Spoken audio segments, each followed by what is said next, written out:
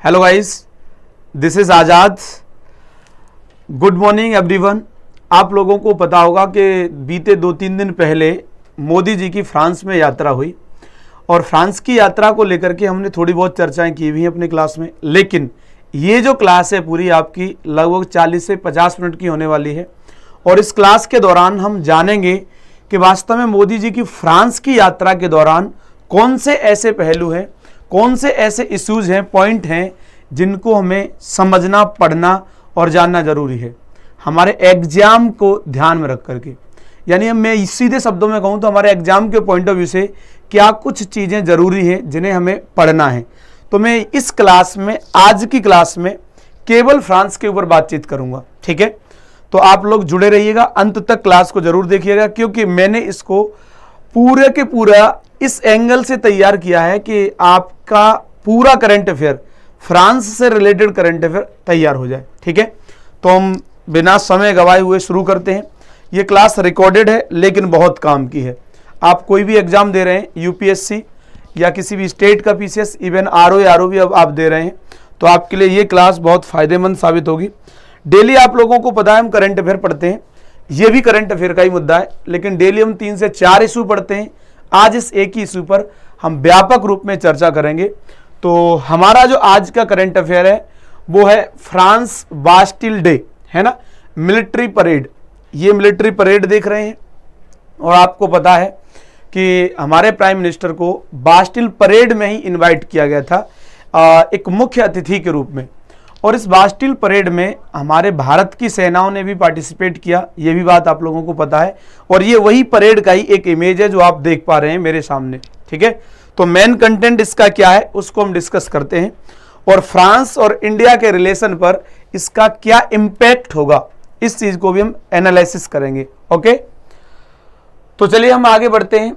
सबसे पहली बात जो आपको पढ़ते टाइम जाननी चाहिए मेरे ख्याल से वो ये है कि आप जब भी किसी देश के साथ में कोई करंट इशू पढ़ते हैं तो उस देश की लोकेशन जरूर देखिएगा।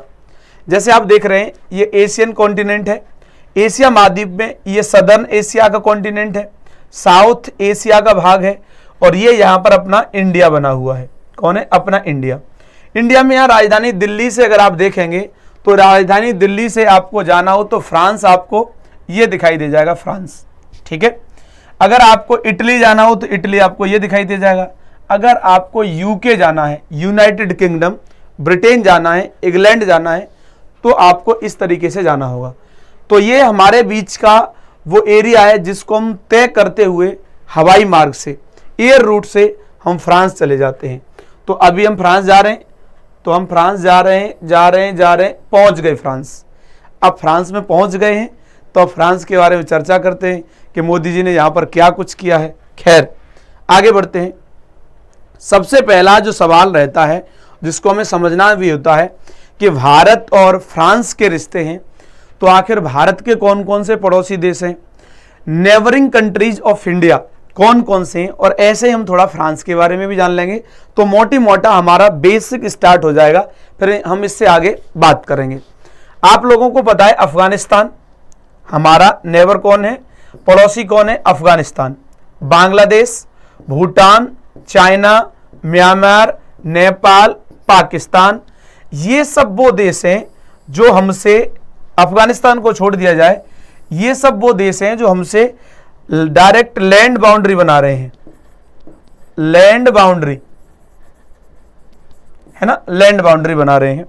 श्रीलंका हमसे वाटर बाउंड्री बनाता है, वाटर बाउंड्री, ठीक ऐसे ही मालदीव्स भी, है ना, ये दोनों वाटर बाउंड्री बनाते हैं। अफगानिस्तान हमारा नजदीकी पड़ोसी है, ये कह सकते हैं। तो ये भारत के पड़ोसी देश हैं, इनको आप देख भी सकते हैं। देख कैसे सकते हैं आप? तो ये जो ब्लैक ब्लैक सिंबल दिख रहे हैं ये पाकिस्तान है। यहाँ पर आप देखेंगे तो ये चाइना का पूरा रीजन है, ये नेपाल है, ये भूटान है, ये म्यांमार है, ये बांग्लादेश है और ये श्रीलंका है। इस तरीके से आप देख पा रहे होंगे भारत के पड़ोसी देशों को। ठीक इसी प्रकार अगर आप समझना चाहें फ्रांस के बारे में तो फ्रांस को आप पूरे ग्लोब पर ही देख पाएंगे। ये पूरा ग्लोब है। What are the countries that surround France? France के चारों ओर कौन कौन सी कंट्रीज हैं वो आप समझिए। ये यूरोप का रीजन, और यहां पर हमने इसको जूम किया और जूम करके हमने इसको यहां दिखा दिया आप लोगों को। तो आप ये वाला देखेंगे तो फ्रांस आपको ये दिख रहा है, इसके साइड में आपको स्पेन, बेल्जियम, जर्मनी, इधर लग्जमबर्ग, इधर में स्विट्जरलैंड, ये सब दिख रहे होंगे आपको। तो इसको और बड़े मैप में अगर हमें देखना हो तो दूसरा मैप देख लीजिए, ये फ्रांस है। फ्रांस के साथ में आप सीमा साझा करते हुए स्विट्जरलैंड को देख रहे हैं, इटली का पेनिनसुला आप देख रहे हैं, इटली भी सीमा साझा कर रहा है, इधर में आप स्पेन भी सीमा साझा कर रहा है, और यहां इधर वाला जो बॉर्डर है, जो वेस्टर्न बाउंड्री है फ्रांस की, वो आपको पता है नॉर्थ अटलांटिक ओशियन से लगती है। ठीक है, इसके नॉर्थ में देखें, ये तो वेस्ट में हो गया, नॉर्थ में देखें तो इंग्लिश चैनल है ना, फ्रांस और यूके के बीच में इंग्लिश चैनल है, ये यूके है। इधर में आप आएंगे तो ये बेल्जियम है, बेल्जियम, और यहां आप देखेंगे तो ये लग्जमबर्ग है। कौन है? लग्जमबर्ग, छोटा सा देश है लग्जमबर्ग। और फिर इधर में आप आएंगे तो ये जर्मनी आपको दिख जाएगा। तो ये फ्रांस की जियोग्राफिकल लोकेशन है, जिसको हमने पॉलिटिकल मैप पर देखा हुआ है। ठीक है, चलिए ये आपने देख लिया। अब हम आगे बढ़ें, आगे बढ़ेंगे उससे पहले आपको एक और चीज ध्यान रखनी है कि ये साउथ में मेडिटेरियन सी के साथ भी बाउंड्री बना रहा है फ्रांस। तो फ्रांस की लोकेशन बहुत इंपॉर्टेंट है। आप देखिए ट्रेड के पॉइंट ऑफ व्यू से देखें तो भी बहुत इंपॉर्टेंट है, ट्रेड है ना। अगर आप देख रहे हैं अटलांटिक ओशियन से होकर ट्रेड होगा तो भी इंपॉर्टेंट है, इंग्लिश चैनल से होकर ट्रेड होगा तो भी इंपॉर्टेंट है, अगर आप देखेंगे मेडिटेरियन सी से होकर के ट्रेड होगा तो भी इंपॉर्टेंट है। तो फ्रांस ट्रेड के पॉइंट ऑफ व्यू से इंपॉर्टेंट है। इसके अलावा स्ट्रेटेजिक लोकेशन भी इसकी बहुत अच्छी है, यानी रणनीतिक और सामरिक अगर दृष्टिकोण से इसकी अवस्थिति को देखें, लोकेशन को देखें, तो फ्रांस बहुत इंपॉर्टेंट हमें दिखाई देता है। देख लीजिए एक बार, नजरों में भर लीजिए मैप को, जिससे कि आपको कोई दिक्कत ना हो। ओके, चलिए आगे बढ़ते हैं। अब सबसे पहले हम बात स्टार्ट वहीं से करते हैं जिसकी वजह से ये फ्रांस वाला मुद्दा इस समय चर्चा का विषय बना हुआ है, बेस्टिल डे। तो वास्तव में बेस्टिल बना था क्रांति का प्रतीक।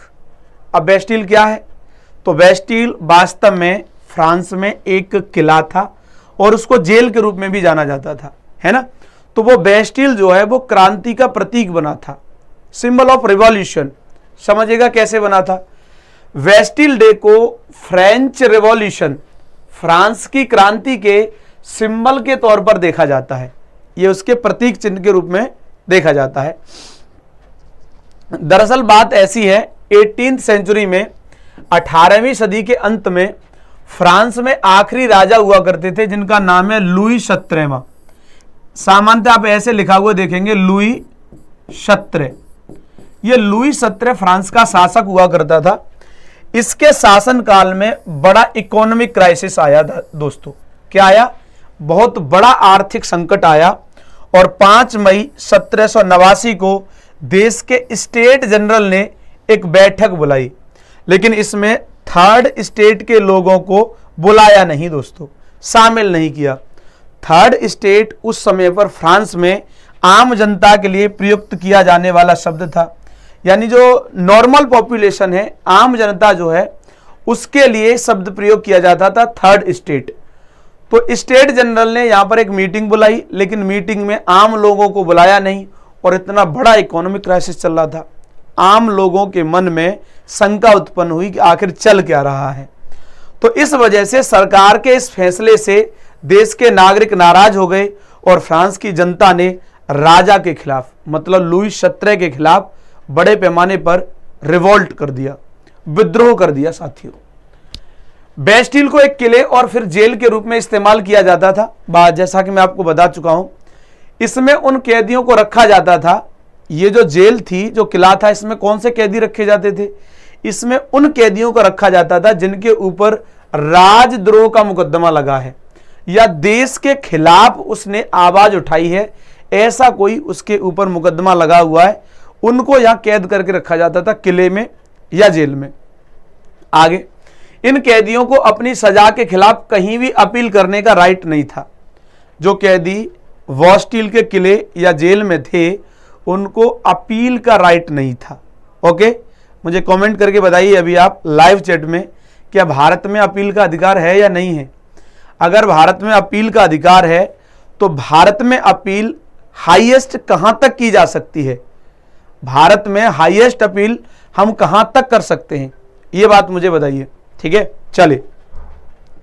फ्रांसीसी क्रांति यानी फ्रेंच रिवॉल्यूशन के दौरान यह जेल कठोर शासन का प्रतीक बन गई। जो जेल थी जिसको हम नाम दे रहे हैं बास्टिल जेल, ये वास्तव में बहुत ही रिजिड गवर्नमेंट का एक सिंबल टाइप का बन गई। मतलब कठोर शासन है, यहाँ पर कड़ी सजा दी जा रही है, लोगों के पास अपील का अधिकार नहीं है, तो इससे लोग बास्टिल से घृणा करने लगे। ये बास्टिल का चित्र है, ये पेंटिंग है एक्चुअल में बास्टिल की, ये पेंटिंग है उस वक्त की जब क्रांतिकारियों ने बास्टिल जेल पर हमला किया था, उस समय की ये इमेज है। शायद आप देख पा रहे होंगे। ठीक है, अगर देख पा रहे होंगे तो अच्छी बात है। तो ये वही बास्टिल है जिसको बाद में जनता ने गिरा दिया था। ठीक है, अब बात आती है 14 जुलाई की। 14 जुलाई 1789 को क्रांति के वक्त बड़ी तादाद में फ्रांस की जनता ने बास्टिल जेल के बाहर भीड़ जमा हो गई और लोगों ने जेल पर हमला कर दिया। और यहां पर मौजूद जो कैदी थे, उस समय पर कैदियों की संख्या जेल में 7 बताई जाती है, 7। हालांकि ये डेटा अलग अलग जगहों पर अलग अलग है, लेकिन ये मानिए वहां पर कैदी मौजूद थे, उनको छुड़ा दिया। और ये फ्रांसीसी क्रांति की काफी महत्वपूर्ण घटना मानी गई जब कैदियों को आम जनता ने छुड़ा दिया। तो लुईस 17वें की सत्ता पर सीधे सीधे प्रश्न चिन्ह लग गया। शासक के होते हुए आम जनता ने कैदियों को जेल से छुड़ा दिया। आगे बात करते हैं। यह बड़ी घटना मानी गई और इसे राजशाही शासन के अंत के तौर पर देखा गया। यानी हम कह सकते हैं कि ये जो घटना थी, जो मोनार्की सिस्टम चल रहा था फ्रांस में, उस मोनार्की के एंडिंग पॉइंट के रूप में इसको देखा गया जब आम लोगों ने, जनता ने उनको हटा दिया। खैर, ये तो कहानी वो थी बास्टिल डे की। बास्टिल डे क्यों इनोग्रेट किया जाता है? तो जनता ने लोगों को छुड़ा लिया और बास्टिल के किले को ध्वस्त कर दिया उसी दिन। तो इस उपलक्ष्य में मनाया जाता है बास्टिल डे, हर वर्ष मनाया जाता है बास्टिल डे। तो अब आपके दिमाग में ये चल रहा होगा कि बास्टिल डे हमेशा मनाया जाता है क्या, हर वर्ष मनाया जाता है क्या? जी हाँ, ये हर वर्ष मनाया जाता है सामान्यतः, लेकिन 2 वर्ष ऐसे हुए जब बास्टिल डे नहीं मनाया गया। तो देखिए हेडिंग, 2 बार कैंसिल हुई बास्टिल डे परेड। कैसे?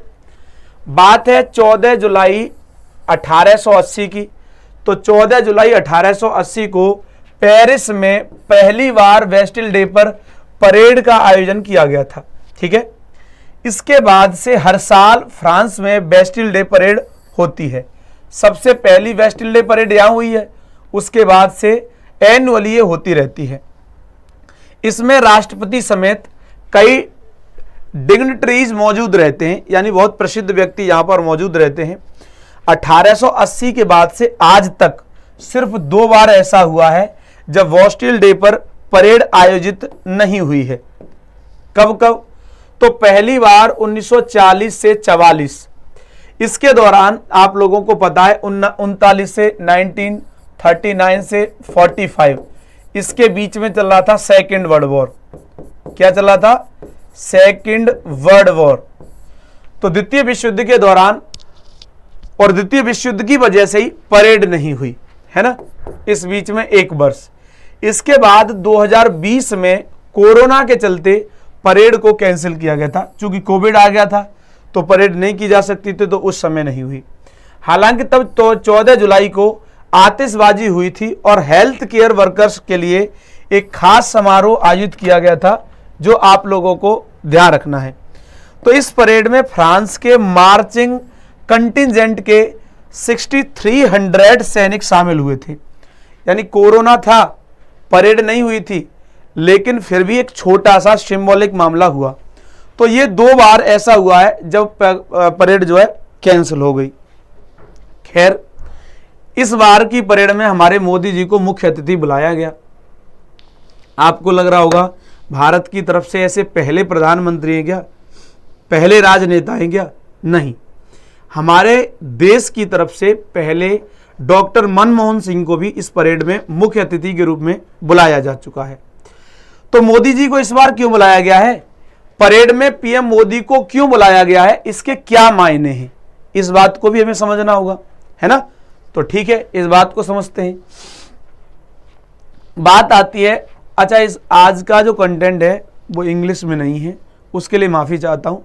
बाकी मैं आपको बोल ऐसे रहा हूँगा कि आपको लगभग इंग्लिश वाले टर्म्स भी क्लियर हो रहे होंगे, है ना। तो अगर आपको इंग्लिश चाहिए तो मैं आपको दे दूंगा अगली वाली क्लास में। खैर आगे आइए। 1998 में भारत और फ्रांस एक दूसरे से स्ट्रेटेजिक पार्टनर बन गए, है ना। 1998 में भारत और फ्रांस दोनों रणनीतिक साझेदार बन गए। दोनों देशों ने स्ट्रेटेजिक पार्टनर बनने के लिए एक एग्रीमेंट किया और 2023 में इस एग्रीमेंट के 25 साल पूरे हो गए हैं। आप काउंट करके देख लीजिए, 1998 और यहां से 2023, इसके बीच में कितने वर्ष हो गए, तो इजिकल टू 25 ईयर्स, है ना। 25 वर्ष की हमारी रणनीतिक साझेदारी हो गई है। रणनीतिक साझेदारी किसके साथ, फ्रांस के साथ, फ्रांस की भारत के साथ, ठीक है। ऐसे में स्ट्रेटेजिक पार्टनर बनने की सिल्वर जुबली के मौके पर फ्रांस ने नेशनल डे परेड में भारत के प्राइम मिनिस्टर को बुलाया है ना। भारत दुनिया की सबसे बड़ी उभरती अर्थव्यवस्थाओं में से एक है, इस बात को आपको बताने की जरूरत नहीं है। आप लोग भली भांति इस बात से परिचित हैं कि भारत उभरती हुई इकोनॉमी है। भारत की इकोनॉमी इस समय पर $3.75 ट्रिलियन हो गई है और बहुत जल्दी हम इसको $5 ट्रिलियन तक पहुंचाने के लिए प्रयासरत हैं, एफर्ट लगा रहे हैं। हम भी लगा रहे हैं, आप भी लगा रहे हैं, पूरा देश एफर्ट लगा रहे हैं और पूरे देश के एफर्ट से ही हमारी इकोनॉमी यहां पहुंची है। खैर आगे बढ़ते हैं। परेड में पीएम मोदी को क्यों बुलाया गया, क्या है इसके मायने, इसी बात को हम समझ रहे हैं। वहीं फ्रांस एक विकसित अर्थव्यवस्था है। जो फ्रांस है वो वास्तव में एक डेवलप्ड इकोनॉमी है और हम है डेवलपिंग इकोनॉमी। फ्रांस एक डेवलप्ड इकोनॉमी है, ऐसे में दोनों देशों को एक दूसरे के साथ की बहुत जरूरत है ना। एक और एक जब साथ आ जाते तो 11 हो जाते हैं, इसलिए साथ होने में बड़ी शक्ति है। तो इसी वजह से दोनों एक दूसरे के साथ की जरूरत महसूस कर रहे हैं। भारत दुनिया की सबसे बड़ी उभरती हुई अर्थव्यवस्था है। इंडिया जो है एक राइजिंग इकोनॉमी है ना, one of the largest rising economy. Bharat की इकोनॉमी इतनी है आपको पता है। वहीं फ्रांस एक विकसित अर्थव्यवस्था में से, दोनों देश एक दूसरे के साथ आना चाहते हैं, आपको पता है। कार्यक्रम में प्रधानमंत्री मोदी को आमंत्रित करना यह दिखाता है कि फ्रांस किस तरह भारत को अहमियत देता है ना। यह बड़ी बात है। France economy, defence, climate change, आतंकवाद जैसे मुद्दों पर भारत के साथ मिलकर काम करना चाहता है दोस्तों, बड़ी बात है। इसी वजह से ऐतिहासिक मौके पर फ्रांस ने भारत के प्रधानमंत्री को बुलाया है। तो ये बात है कि भारत के प्रधानमंत्री जी को बुलाने के मायने क्या थे, आपने समझ लिया है क्यों बुलाया गया था। लेकिन आलोचक जो कह रहे हैं उनकी भी बात सुन लीजिए, है ना। क्रिटिक्स जो कह रहे हैं उनकी भी बातें हमें सुननी चाहिए। वो कह रहे हैं कि अपने फायदे के लिए नेशनल डे पर प्रधानमंत्री मोदी जी को आमंत्रित किया है, अपना फायदा देख रहा है फ्रांस। तो देखते हैं ये भी क्या कहते हैं, बात में तो दम है इनके भी, क्या कह रहे हैं सुनिए।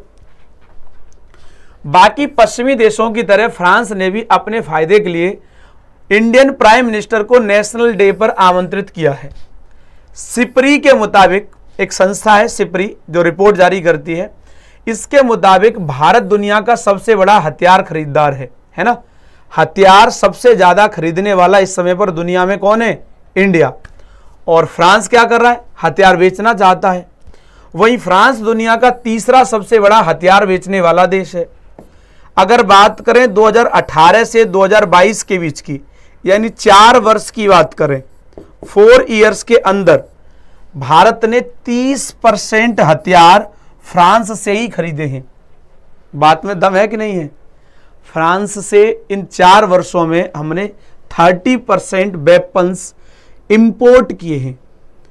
हम जो इंपोर्ट कर रहे हैं ओवरऑल जितने भी वेपन्स वो 100% है, और केवल 30% हम फ्रांस से वेपन मंगवाए हैं। ये बड़ी बात है, इंटरेस्ट तो है फिर फ्रांस का, इसका मतलब। अगली बात, सालाना भारत और फ्रांस के बीच लगभग 97,000 करोड़ रुपए का ट्रेड भी है, यानी व्यापार लगभग 97,000 करोड़ रुपए का है भारत और फ्रांस के बीच। मतलब इंटरेस्ट तो है। आगे देखिए, साफ है कि फ्रांस के लिए भारत एक बड़ा मार्केट भी है। ये तो दुनिया को दिखाई दे रहा है, इंडिया क्या है, एक बड़ा मार्केट है, ओपन मार्केट है। तो ये तीसरी बात भी सही है। यही वजह है कि भारत के साथ बेहतर संबंध बनाना उसकी इस समय की जरूरत है और मजबूरी भी है। तो क्रिटिक्स जो कह रहे हैं उनकी बात तो गलत है नहीं, आलोचक जो बात कह रहे हैं उनकी भी बात गलत नहीं है, उनकी भी बात सही है। आगे बात करते हैं।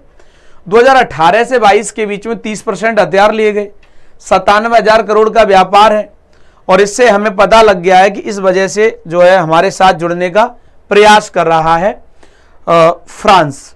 आगे बात करते हैं, किन मुद्दों पर एक दूसरे से सहयोग चाहते हैं।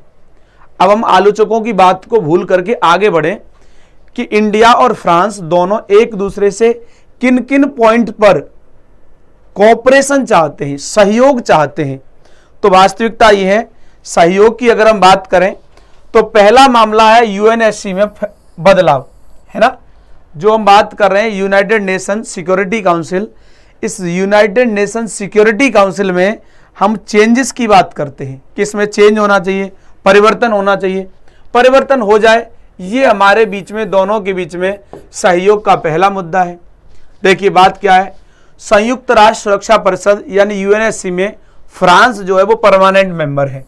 फ्रांस कौन ना, जो 5 परमानेंट मेंबर है, P5 है, इसमें शामिल है फ्रांस भी। ठीक है, खैर भारत लंबे समय से यूएनएससी में बदलाव की मांग कर रहा है, और भारत का मानना है कि यूएन के बनने के बाद से दुनिया काफ़ी बदल चुकी है, इसलिए इसमें रिफॉर्म होना चाहिए। ऐसे में दुनिया को चलाने वाली संस्थाओं में भी चेंज होना बहुत ज़रूरी है। खैर, यूएन को चंद देशों के इशारे पर चलना बंद करना चाहिए, जो 5 देश हैं केवल उन्हीं के इशारे पर चल रहा है। फ्रांस भी भारत की इन मांगों का समर्थन करता है। बड़ी बात यह है कि परमानेंट मेंबर है और वो हमारी बातों से सहमत है कि भारत जो कह रहा है हम उसका समर्थन करते हैं। वहीं दूसरी ओर यूएनएससी में भारत स्थायी सदस्यता की मांग करता है। इसे लेकर फ्रांस ने भारत का पक्ष लिया है, कई बार समर्थन भी किया है। तो पहला मुद्दा तो यह है जहां सहयोग चाहता है। दूसरा मुद्दा है मल्टीपोलर वर्ल्ड का। देखिए, फ्रांस भी नहीं चाहता है कि वर्ल्ड जो है यूनिपोलर रहे, दुनिया एक ध्रुवीय बनी रहे। फ्रांस भी मल्टीपोलर वर्ल्ड में बिलीव करता है, भारत भी मल्टीपोलर वर्ल्ड में बिलीव करता है। दुनिया में केवल एक ध्रुव ना हो, पता लगे कि अब तक अमेरिका था अब चाइना ध्रुव बन रहा है, ना ना ना ना, नॉट एट ऑल। मल्टीपोलर, हम भी एक ध्रुव हैं, चाइना भी एक ध्रुव है, फ्रांस भी एक ध्रुव है, ब्रिटेन भी ध्रुव है, अमेरिका भी एक ध्रुव है, जापान भी ध्रुव है, ऑस्ट्रेलिया भी एक ध्रुव है। ये सब क्या है, एक एक ध्रुव है, एक एक पोल है ये सब। तो जब एक एक पोल ऐसे दुनिया में बने हुए हैं तो दुनिया कैसी है, मल्टीपोलर, बहुध्रुवीय दुनिया है, एक ध्रुवीय नहीं है। एक ध्रुवीय दुनिया के दोस्तों एक देश को फायदे हैं, बाकियों को फायदे से ज्यादा नुकसान है। ठीक है, तो ये बात आपको ध्यान रखनी है। भारत की तरह फ्रांस भी मल्टीपोलर वर्ल्ड का समर्थक है।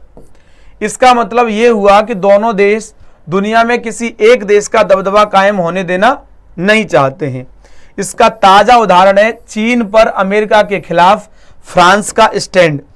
जो चाइना है इस पर अमेरिका के खिलाफ फ्रांस का स्टैंड जो है वो इसका उदाहरण है।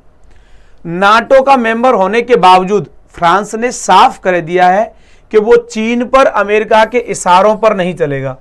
मतलब चीन के अगेंस्ट तब नहीं चला जाएगा, अमेरिका ने कह दिया कि चले जाइए तो नहीं जाएगा। फ्रांस ने कहा कि हम संप्रभु देश हैं, हमारी फॉरेन पॉलिसी सॉवरेन है, हम अपने अकॉर्डिंग काम करेंगे। आपका अगर कॉन्फ्लिक्ट है चाइना से तो रहे, हमें क्या मतलब, हमारे इंटरेस्ट है चाइना से तो हम रिलेशन रखेंगे। हम आपके प्रेशर में आकर के कोई काम नहीं करेंगे। नाटो का मेंबर होने के बावजूद ये बात कही है फ्रांस ने। फ्रांस ताइवान के मामले में भी अमेरिका की नीतियों का समर्थन नहीं करता है। ताइवान के मुद्दे पर भी जो अमेरिका की पॉलिसीज हैं उनको सपोर्ट नहीं करता है। वहीं अगर भारत की बात करें तो भारत शीत युद्ध के दौर से ही किसी एक खेमे का समर्थन होने की खिलाफत करता रहा है। हमें तो जो बाईपोलर वर्ड था वो भी पसंद नहीं था, यूनिपोलर वर्ड है वो भी पसंद नहीं है। हमको ये पता है कि दुनिया बहुध्रुवीय है, दुनिया मल्टीपोलर है, हम उसी में भरोसा करते हैं। इसके अलावा इस्लामिक आतंकवाद, इस्लामिक टेरर के खिलाफ लड़ाई में भी दोनों देश एक दूसरे के साथ हैं। ठीक है, अब आता है तीसरा मुद्दा जहां पर दोनों एक दूसरे से सहयोग चाहते हैं, वो है डिफेंस। और ये वास्तव में आलोचकों के अकॉर्डिंग प्राइमरी है, सबसे प्राइमरी इशू यही है। समझिए, यूक्रेन जंग के बाद से भारत हथियारों को लेकर रूस पर अपनी निर्भरता को कम करना चाह रहा है। इसके लिए वो रास्ते तलाश रहा है, मतलब ऑप्शंस ढूंढ रहा है, क्या क्या हो सकते हैं। किसी एक देश पर निर्भर रहने की बजाय भारत अलग अलग देशों के बेहतर हथियारों को सेना के लिए खरीदना चाह रहा है। तो इसके लिए फ्रांस तो भैया बहुत अच्छा ऑप्शन है। मोदी के अमेरिकी दौरे पर भारत ने MQ-9 ड्रोन की डील की है, आप लोगों को मैंने पढ़ा दिया है मोदी जी के अमेरिकी दौरे के समय। वहीं जर्मनी के साथ 6 पनडुब्बियां बनाने का एग्रीमेंट भी किया हुआ है ना। माना जा रहा है कि लगभग तय है और हो जाएगा फाइनल वो बहुत जल्दी। फ्रांस से भारत ने 36 राफेल फाइटर जेट लिए हुए हैं और पीएम मोदी की फ्रांस विजिट के दौरान 26 और राफेल की घोषणा हो सकती है। अब ये मुद्दा पेंडिंग में है अभी। इन्हें भारतीय नौसेना के लिए खरीदा जा रहा है। क्यों मैंने बोला ये कि ये पेंडिंग में है, क्योंकि मैं ये जो वीडियो रिकॉर्ड कर रहा हूं ये 2 दिन पहले कर रहा हूं। अब इस 2 दिन में क्या घटना घटित हुई है उसको मैं अगली न्यूज में एक्सप्लेन करूंगा। ठीक है, चलिए, किन मुद्दों पर सहयोग है तो आपको ये पता लग गया है कि भारत जो है ऐसा ऐसा कर रहा है। और भारत ने, पीएम मोदी ने अमेरिकी दौरे पर ये ड्रोन की डील की थी। जर्मनी के साथ पनडुब्बी बनाने का एग्रीमेंट लगभग तय है। फ्रांस से 36 राफेल फाइटर जेट मिल चुके हैं। पीएम मोदी विजिट के दौरान 26 की घोषणा हो सकती है। इन्हें भारतीय नौसेना के लिए खरीदा जा रहा है। इंडियन नेवी के लिए 26 जो खरीदने की बात हो रही है वो इंडियन नेवी के लिए है। साथ ही भारत के मझगांव डॉकयार्ड लिमिटेड, जिसको शॉर्ट में MDL कहते हैं, MDL को फ्रांस के सहयोग से 3 और स्कॉर्पियन क्लास अटैक सबमरीन बनाने का मौका मिल सकता है। यानी जो हमारा MDL है, मझगांव डॉकयार्ड लिमिटेड, ये जो है बना सकता है सबमरीन पनडुब्बी। किसके सहयोग से? फ्रांस के सहयोग से। अब किन मुद्दों पर हम एक दूसरे के साथ नहीं हैं, कहां कहां साथ थे वो जान लिया आपने। किन किन मुद्दों पर साथ नहीं है? जिन मुद्दों पर साथ नहीं है उन मुद्दों की संख्या बहुत कम है। जान लीजिए कितने हैं वो मुद्दे जिन पर हम एक दूसरे के साथ नहीं हैं। भारत और फ्रांस के बीच जिन मुद्दों को लेकर मतभेद हैं वो ज्यादातर टैरिफ से जुड़े हुए हैं। किससे? टैरिफ से। फ्रांस यूरोपियन यूनियन का मेंबर है, आप लोगों को पता है ना। ऐसे में दोनों देशों के बीच ट्रेड को लेकर होने वाली डील यूरोपियन यूनियन की निगरानी से होकर के गुजरती है ना। यूरोपियन यूनियन भारत से car, wine, scotch, champagne, agriculture product पर इंपोर्ट टैरिफ को कम करने की मांग कर चुका है। इसके अलावा वीजा, पेटेंट को लेकर भी दोनों के बीच में थोड़े मतभेद बने हुए हैं, जिसके चलते यूरोपियन यूनियन के साथ भारत के फ्री ट्रेड एग्रीमेंट साइन नहीं कर पाया है। मतलब हमारा FTA नहीं हो पाया है कुछ छोटे मोटे इश्यूज की वजह से यूरोपियन यूनियन के साथ। ठीक है, अब हमारे सामने एक और मुद्दा आता है ये भी लगभग आलोचक ही कहना चाह रहे हैं, इस बात को समझिएगा। भारत के जरिए इंडो पैसिफिक में मौजूदगी दर्ज कराना चाहता है फ्रांस। फ्रांस हिंद प्रशांत के क्षेत्र में अपनी उपलब्धता, अपनी अवेलेबिलिटी करना चाह रहा है कि भारत का सहयोग मिल जाएगा, हम पहुंच जाएंगे हिंद प्रशांत में। तो समझिए, फ्रांस इस बार भारत को 26 राफेल जेट दे रहा है, वो नौसेना इस्तेमाल करेगी। समुद्र की बात करें तो फिलहाल भारत को जो खतरा है वो चीन की ओर से है। भारत इन राफेल जेट्स का इस्तेमाल इंडो पैसिफिक में चीन के खिलाफ अपनी पोजीशन को मजबूत करने के लिए करेगा, ये दुनिया जानती है। ऐसे में ये कहा जा सकता है कि सीधे तौर पर तो नहीं, लेकिन फ्रांस भारत के जरिए इंडो पैसिफिक में भी अपनी मौजूदगी दर्ज कराना चाह रहा है। तो ये बात हमें पता लग गई है। खैर, दरअसल अमेरिका, ब्रिटेन, ऑस्ट्रेलिया ने 2021 में मिलकर इंडो पैसिफिक को लेकर के एक ऑर्गेनाइजेशन बनाया था। शुरुआत में फ्रांस को भी इसका सदस्य बनने की बात चली थी, हालांकि लास्ट मोमेंट पर उसे छोड़ दिया गया, मतलब फ्रांस को मेंबर नहीं बनाया। फ्रांस इस बात से बहुत नाराज हुआ, काफी नाराजगी जाहिर की फ्रांस ने, यहां तक कि अमेरिका, ब्रिटेन और ऑस्ट्रेलिया के इस कदम को उसने धोखा देने और पीठ में छुरा घोंपने के जैसा बताया प्रेस कॉन्फ्रेंस के दौरान। आगे बात करें, अगला मसला यह है कि फ्रांस का स्टैंड दूसरे पश्चिमी देशों से अलग है भारत को लेकर के।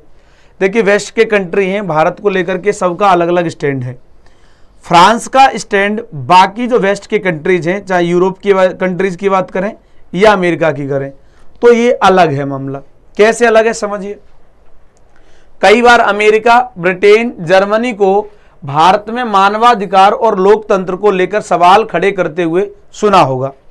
अभी लेटेस्ट कहां जा रहे हो समझ लीजिए। अभी मोदी जी की यात्रा हुई थी अमेरिका में, मोदी जी लौट कर आए, उससे पहले ही एक प्रेस कॉन्फ्रेंस में बराक ओबामा ने कह दिया कि अगर मेरी मोदी जी से मुलाकात होती तो मैं उनसे कहता कि भारत में आप अल्पसंख्यकों पर थोड़ा ध्यान दीजिए, खास करके मुस्लिमों पर, स्थितियां ज़्यादा गड़बड़ हैं, ऐसा उन्होंने कहा। हालांकि उसका हमारी फाइनेंस मिनिस्टर निर्मला सीतारमण ने रिप्लाई भी किया कि ओबामा जी अपना सोचिए थोड़ा, आप जब थे सत्ता में, जब राष्ट्रपति थे, तब आपने कितने देशों पर हमले करवाए थे, आप वो भूल गए, अपना नहीं देख रहे हो, दूसरों पे उंगली उठा रहे हो, ये बात उन्होंने कही। खैर, तो मुद्दा क्या है कि फ्रांस इनकी तुलना में भारत के आंतरिक मामलों में काफ़ी कम दखलंदाजी करता है। जैसे अमेरिका, ब्रिटेन वगैरह ये हमारे इंटरनल मैटर में उंगली करते हैं, ऐसे फ्रांस नहीं करता है, इसलिए फ्रांस हमारा अलग है थोड़ा। ये एक मुख्य वजह है कि भारत का फ्रांस के साथ काफ़ी कोई बड़ा मनमुटाव नहीं है। इसके अलावा जुलाई 1998 में भारत ने परमाणु ताकत बनने की ठानी और न्यूक्लियर टेस्ट किए, तो सभी पश्चिमी देशों ने इस पर आपत्ति जताई थी। हम जब न्यूक्लियर टेस्ट कर रहे थे, पूरे अमेरिका और लगभग पश्चिम के सारे देश हमारे खिलाफ थे, लेकिन पश्चिमी देशों ने आपत्ति जताई। अमेरिका ने भारत पर कई तरह की पाबंदियां भी लगाई। तब फ्रांस के राष्ट्रपति जिनका नाम था जैक शिराक, इन्होंने भारत का समर्थन किया था। जैक शिराक, इन्होंने भारत का न्यूक्लियर टेस्ट के मुद्दे पर सपोर्ट किया था। तो बताइए हमारे लिए सही है कि नहीं है? सही है। आगे बात करते हैं। पश्चिमी देशों के उलट जाकर फ्रांस ने भारत को न्यूक्लियर प्लांट सेटअप करने में मदद भी की थी। आपको यह जान करके हैरानी होगी कि रूस के बाद फ्रांस इकलौता ऐसा देश है जिसने भारत की न्यूक्लियर कैपेबिलिटी को बढ़ाने में मदद की है। इस प्लांट को लेकर दोनों देशों के बीच बातचीत अभी भी जारी है। महाराष्ट्र के जैतपुर में, आप लोगों को पता होगा, महाराष्ट्र के जैतपुर में लगा परमाणु प्लांट फ्रांस की हेल्प से ही जो है मुमकिन हो पाया है, काम कर रहा है जैतपुर का। आगे बात करें तो फ्रांस में भी इस्तेमाल कर सकेंगे भारतीय यूपीआई। ये अभी हाल फिलहाल में मोदी जी जब गए हैं तो इस मुद्दे पर बातचीत हुई है कि फ्रांस में भी यूपीआई का इस्तेमाल होगा।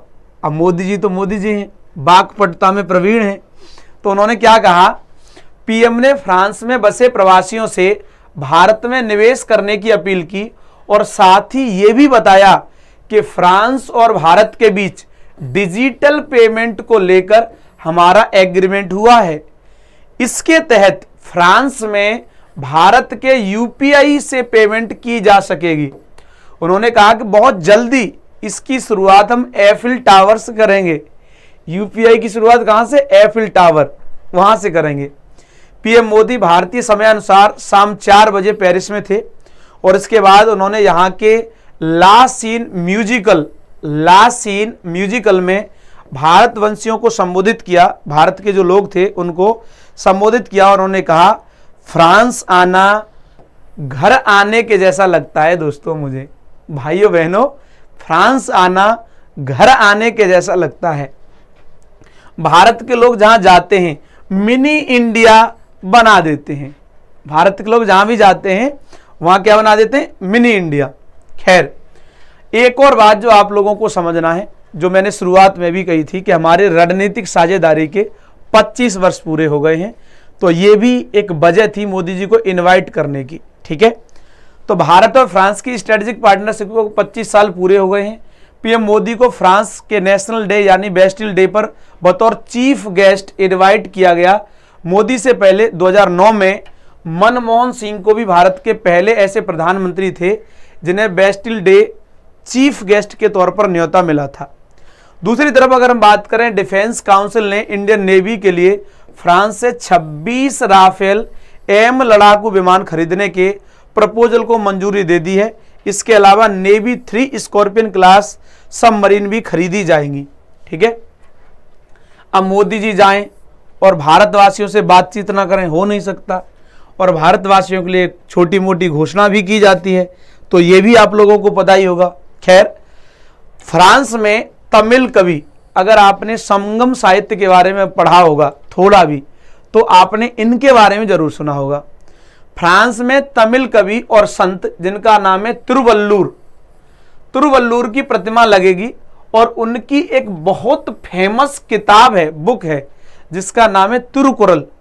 यूपीएससी ने भी पूछा है इस बुक को, पीसीएस भी कई बार पूछ चुका यूपी का कि जो तिरुकुरल नाम की पुस्तक है किसकी है, तो संगम साहित्य की पुस्तक है, ये लिखी थी तिरुवल्लुर ने। तो तिरुवल्लुर की प्रतिमा लगेगी। उनकी लिखी किताब तिरुकुरल दुनिया भर में मशहूर है और कई भाषाओं में ट्रांसलेट भी की जा चुकी है। फ्रांस में मास्टर्स करने वाले भारतीय छात्रों को 5 साल का long term post study visa दिया जाएगा। तो पढ़ने वाले बच्चों के लिए भी अच्छी बात है, उनको वीजा मिलेगा। इससे पहले पोस्ट स्टडी वीजा लिमिट केवल 2 साल थी, तो पहले 2 साल की वीजा लिमिट थी, अब 5 साल की हो गई है। खैर, भारत सरकार ने फ्रांस सरकार की मदद से मार्सिले में एक नया वाणिज्यिक दूतावास भी खोलने का फैसला किया है। हम अपनी कॉमर्शियल एम्बेसी और एक ओपन करने जा रहे हैं। फ्रांस का शहर है एक मार्सिले। यहां पर भारतीय फ्रांस में यूपीआई के जरिए भी डिजिटल पेमेंट कर पाएंगे। ये सब किसके लिए देन है? भारतीयों के लिए देन है प्राइम मिनिस्टर मोदी की। 1, 2, 3 और 4, ठीक है, 4 देन किसके लिए हैं? भारतीयों के लिए। अब अगला मुद्दा आता है इंडियन एयरफोर्स के राफेल का फ्लाई पास्ट। जब आपको पता है बास्टिल डे में प्राइम मिनिस्टर मोदी को इनवाइट किया गया, तो भारत की सैनिकों को भी, भारत की मिलिट्री को भी यहां पर बुलाया गया है। तो ये जो जहाज उड़ते हुए देख रहे हैं, ये कोई और नहीं बल्कि फ्रांस से जो हमने लिए थे राफेल, वही हैं। भारतीय वायुसेना के राफेल फ्रांस के लड़ाकू विमानों के साथ बेस्टिल डे परेड में उड़ रहे हैं। तो बेस्टिल डे की जो परेड चल रही है दोस्तों, उसमें ये जहाज उड़ रहे हैं। ये राफेल हैं, ये वही राफेल हैं जिनको हमने फ्रांस से कभी खरीदा था। खैर, आगे बढ़ते हैं। इंडियन एयरफोर्स के राफेल का फ्लाई पास्ट। फ्रांस की बेस्टिल डे परेड में पीएम मोदी बतौर चीफ गेस्ट शामिल हुए और चैंप्स एलसीज पर भारतीय वायुसेना के 3 राफेल फाइटर जेट ने फ्रांस के लड़ाकू विमानों के साथ फ्लाई पास्ट किया, मतलब उड़ान भरी ऊपर ऊपर। तीनों सेनाओं की मार्चिंग दस्ते के 269 जवान ने परेड में हिस्सा लिया और उनकी एंट्री सारे जहां से अच्छा हिंदुस्तान हमारा हमारा, इस वाली धुन पर एंट्री हुई थी। ठीक है, मोदी ने खड़े होकर के भारतीय सेना के दस्ते की सलामी भी ली। खड़े होकर के सलाम किया भारत के दस्ते को मोदी जी ने। इसमें भारतीय सेना के पंजाब रेजिमेंट के 77 मार्चिंग दस्ता और बैंड के 38 जवान भी शामिल थे। सेना की टुकड़ी का नेतृत्व, जो आर्मी है, आर्मी की टुकड़ी का नेतृत्व कैप्टन अमन जगताप ये कर रहे थे आर्मी का। जो नौसेना थी हमारी इंडियन नेवी, इसका नेतृत्व कर रहे थे कमांडर ब्रत बघेल। कौन कर रहे थे? ब्रत बघेल ये लीड कर रहे थे इसको। फ्रांस में इंडियन एयरफोर्स के दस्ते का नेतृत्व जो कर रहे थे वो स्क्वाड्रन लीडर सिंधु रेड्डी ये कर रहे थे। आमतौर पर फ्रांस एक से ज्यादा फॉरेन गेस्ट को इस समारोह के लिए आमंत्रित करता है, लेकिन इस बार इवेंट में पीएम मोदी इकलौते विदेशी मेहमान थे। वैसे नॉर्मली एक से ज्यादा लोगों को बुलाता है, लेकिन इस बार मोदी अकेले थे। मोदी से पहले 2009 में पहली बार तत्कालीन प्राइम मिनिस्टर मनमोहन सिंह को फ्रांस के राष्ट्रपति निकोलस सरकोजी जो उस समय पर थे, उन्होंने इन्हें चीफ गेस्ट के रूप में बुलाया था, मनमोहन सिंह को। ठीक है, तो अगर आपको भारत तेजी से फ्रांस के साथ डिफेंस के क्षेत्र में कैसे सहयोग कर रहा है उस बात को जानना है तो आप इसको पढ़ लीजिएगा। बेसिकली आपको पूरी बात लगभग पता लग जाएगी। तो हमारा सेशन आज का ये था। भले ही आपको लगा होगा कि सेशन बहुत छोटा कर दिए गुरुजी, लेकिन हम आज फ्रांस के ही मुद्दे पर केवल बात करने वाले थे, लेकिन आप इसको पढ़ जरूर लेना। देखिए इसमें बहुत अच्छी अच्छी बातें लिखी हैं। फ्रांस दुनिया के सबसे ताकतवर देशों में से एक है। संयुक्त राष्ट्र के 5 जो परमानेंट मेंबर है उनमें से एक है। आबादी के हिसाब से दुनिया में 21वें नंबर पर आता है। क्षेत्रफल के हिसाब से उसका डबल कर दीजिए, 42वें नंबर पर आता है। इमैनुअल मैक्रो देश के सबसे कम उम्र के राष्ट्रपति हैं। यहाँ पर कौन है? सबसे कम उम्र के राष्ट्रपति। उन्होंने 14 मई 2017 को सिर्फ 39 साल की उम्र में यह पद संभाला है। फ्रांस पहला देश था जिसने नाप तौल की अंतरराष्ट्रीय इकाइयों को किलोमीटर, लीटर और किलोग्राम में दिया था। यह बात आपने पढ़ी है पहले। दुनिया में सबसे ज्यादा टूरिस्ट फ्रांस जाते हैं, सबसे ज्यादा। सालाना औसत 7.5 करोड़ रुपए इनकम होती है इससे। फ्रांस की आबादी से ज्यादा टूरिस्ट यहां आते हैं। आबादी कितनी है? 6.7 करोड़, और वो कितने आते हैं? 7.5 करोड़ इतने आते हैं। फ्रांस ने कभी दुनिया के 8.6 इलाके पर राज किया था, है ना। इस मामले में ये इंग्लैंड के बाद दूसरे नंबर पर आता है। इंग्लैंड ने सबसे ज्यादा पर किया, फ्रांस ने दूसरे ज्यादा पर किया। फ्रांस में कानूनी तौर पर किसी व्यक्ति के मरने के बाद भी उससे शादी की जा सकती है। ओह माय गॉड दोस्तों, मरने के बाद भी शादी की जा सकती है। ये फैक्ट इंपॉर्टेंट है, एग्जाम के लिए नहीं, माहौल बनाने के लिए, कि एक देश ऐसा भी है जहां मरने के बाद शादी की जा सकती है, वो है फ्रांस। दुनिया में सबसे ज्यादा पनीर जो है फ्रांस में खाई जाती है। आप लोग सोचते होंगे हम पनीर ज्यादा खाते हैं, लेकिन आपसे ज्यादा फ्रांसीसी लोग खाते हैं। यहां एक आम आदमी सालाना औसतन करीब 26 किलोग्राम पनीर खा जाता है। ओहो, that is the big issue. अब देखिए मैं एक क्वेश्चन लिख देता हूं मेंस का, उसको आपको डील करना है। कुछ लोग जो हिंदी वाले हैं इंग्लिश में से ट्रांसलेट करके कमेंट बॉक्स में बता दें।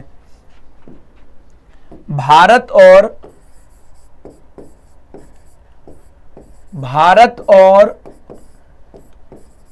फ्रांस के मध्य बढ़ती नजदीकियां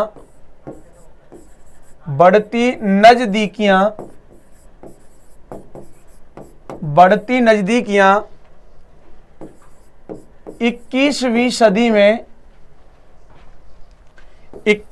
सदी में भारत के लिए किस प्रकार हितकर साबित होंगी, किस प्रकार हितकर साबित